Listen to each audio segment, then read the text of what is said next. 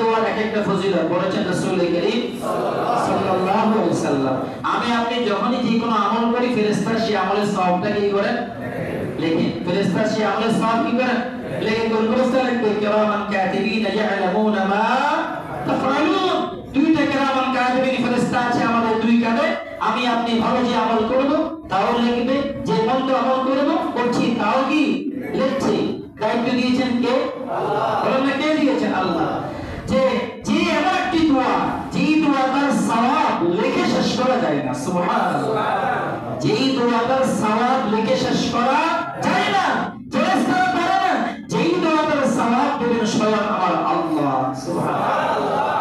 সাহাবায়ে কেরামের মধ্যে একজন সাহাবী, এটা সহিহ বুখারী হাদিস, একজন সাহাবী নামাজ শেষ করে একটি দোয়া করেছেন। দোয়া করার ফলে ফেরেশতা ওই দোয়ার সওয়াব লেখার দোয়াটা শুনে ফেরেশতা অবাক হয়ে তার দিকে তাকিয়ে থাকলেন।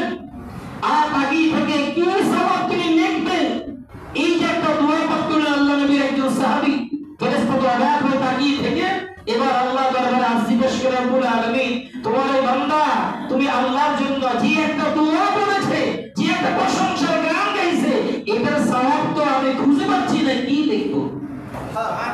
রব্বুল আলামিন বলেন, শোনো ব্যবস্থারে আমার, তোমার দায়িত্ব হলো এই দোয়ার সওয়াব দেওয়ার মালিক আমি আল্লাহ। তোমার দায়িত্ব হলো আমার বান্দার পক্ষ থেকে লিখে রাখা, এটাই তোমার দায়িত্ব, তুমি লিখে রাখবে। আর এই সওয়াব আমি আল্লাহ আমার বান্দাকে নিজে দান করব, নিজে আমি দেব আমার বান্দাকে। তোমার কাজ কি? শুধু লিখে রাখো। সেই দোয়াটা সাহাবায়ে কেরাম কি বললেন?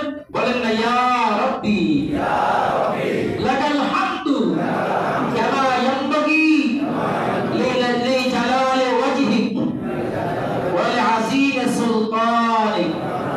আল্লাহু আকবার। আবার বলে আল্লাহুম্মা দিয়ে শুরু করতে যায়, আবার ইয়া রাব্বি দিয়ে শুরু করা যায়। বলেন ইয়া